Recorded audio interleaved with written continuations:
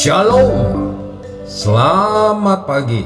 Santai pagi hari ini bertemakan Happy Ending Life Story. Firman Tuhan terambil dari Ibrani pasal 3 ayat 8. Janganlah keraskan hatimu seperti dalam kegeraman pada waktu pencobaan di padang gurun.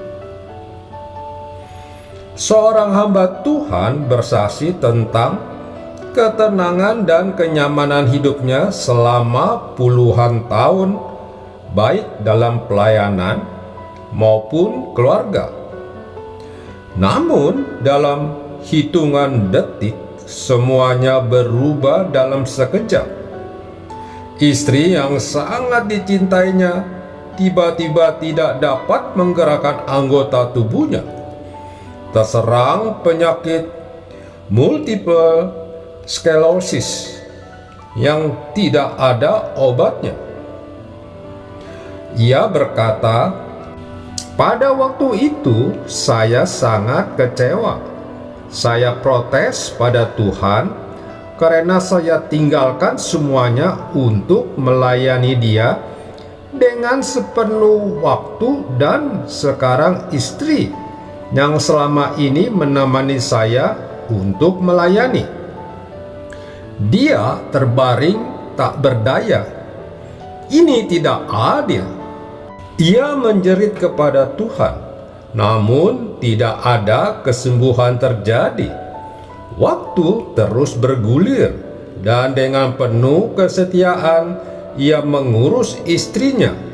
Janji pernikahan yang diucapkannya di hadapan Tuhan untuk tinggal setia dalam suka dan duka, sakit maupun sehat, melantun setiap hari dan memberikan kekuatan yang penuh baginya untuk menghadapi semuanya ini. Kini kisah tentang kesetiaannya mengurus istrinya memulihkan begitu banyak pasangan yang hubungan mereka sedang berada di ujung tanduk. Kehidupan ratusan rumah tangga mengalami pemulihan karena kesaksian hidupnya. Disinilah kita baru mengerti arti sebuah konsep ilahi yang berkata tentang kemuliaan di balik salibnya.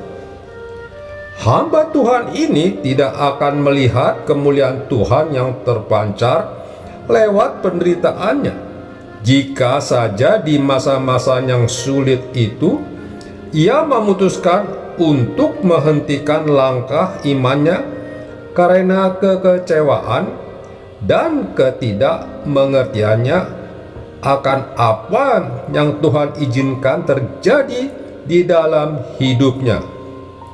Ingatlah, Yesus tidak berhenti di Taman Getsemani yang membawanya pada kemuliaan salib yang melewatkan setiap orang percaya. Paulus tidak berhenti dengan ancaman dan aniaya, tetapi terus membawa Injil. Akhirnya go internasional, mencapai bangsa-bangsa di luar bangsa Yahudi. Stefanus tidak menghentikan oleh ancaman lemparan batu yang membawanya pada kematian, yang kemudian mengubahkan Saulus yang ditangkap Tuhan menjadi rasul besar khususnya untuk orang-orang non-Yahudi. Paulus berkata, "Janganlah keraskan hatimu seperti dalam kegeraman pada waktu pencobaan di padang gurun." Bukankah kedagingan kita memberontak ketika kita melalui jalan-jalan yang berduri? Jiwa kita bergejolak mempertanyakan keadilan Tuhan ketika penderitaan menerpa hidup kita dan mata jasmani kita melihat bentangan lembah yang terlalu dalam dan gunung yang terlalu tinggi untuk kita lalui. Perasaan kita mengerang dalam ketidakmengertian akan rencananya. Namun, jangan pernah menyerah. Jangan mengambil jalan balik, namun berjalanlah terus bersamanya. Karena kekuatannya cukup bagi kita untuk membawa kita menuju ke seberang, di mana kemuliaannya menantikan kita. Apa yang diperlukan di sini adalah kerelaan hati untuk melewati semuanya bersama dengan Tuhan, sampai seluruh rencananya jadi di dalam hidup kita. Siapkah kita? Amin. Mari kita berdoa. Bapa Surgawi, kuatkanku ketika aku menjadi lemah dan ingin lari darimu. Aku tahu semua penderitaan yang kualami itu akan berakhir dengan kemuliaan. Di dalam nama Tuhan Yesus, aku berdoa. Dunia Amin. ini bukanlah rumahku. Semua yang ada hanya sementara. Tak ada satupun yang dapat ku bawa saat ku kembali padanya.